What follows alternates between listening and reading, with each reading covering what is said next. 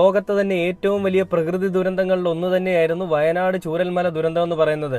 ആ ചൂരൽമല ദുരന്തത്തിൽ ആ ദുരിതബാധിതർക്കായിട്ടുള്ള അല്ലെങ്കിൽ അവരെടുത്തിട്ടുള്ള വായ്പകൾ, അതിൽ ഒരുപാട് പേർ മരണപ്പെട്ടു പോയിട്ടുണ്ട്. അവരുടെ ബന്ധുമിത്രാദികൾ മാത്രമാണ് ബാക്കിയായത്. അതിലും ഒന്നോ രണ്ടോ പേരൊക്കെ മാത്രമാണ്.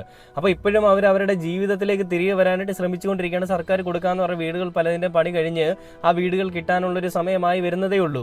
ഇപ്പോഴും അവരുടെ ഉറ്റവരും മിത്രങ്ങളും എല്ലാം ആ മണ്ണിനടിയിൽ ഇപ്പോഴും ഉറങ്ങിക്കിടക്കുന്നുണ്ട്. പലരുടെയും ജീവനറ്റ ശരീരങ്ങൾ അവിടുന്ന് കണ്ടെത്താൻ സാധിച്ചിട്ടില്ല എന്നുള്ളതാണ് നമ്മൾ വാർത്തകളിലൊക്കെ ലാസ്റ്റായിട്ട് കണ്ടത്.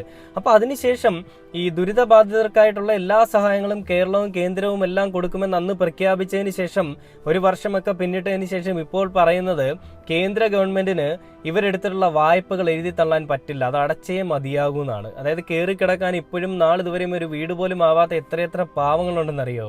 അവരോടൊക്കെ കേന്ദ്ര ഗവൺമെന്റ് പറഞ്ഞിരിക്കുന്നത് എടുത്തിട്ടുണ്ടെങ്കിൽ നിങ്ങൾ അടച്ചേ മതിയാകൂ, അതിനകത്ത് ഞങ്ങളെ കൊണ്ട് ഒന്നും ചെയ്യാൻ പറ്റില്ല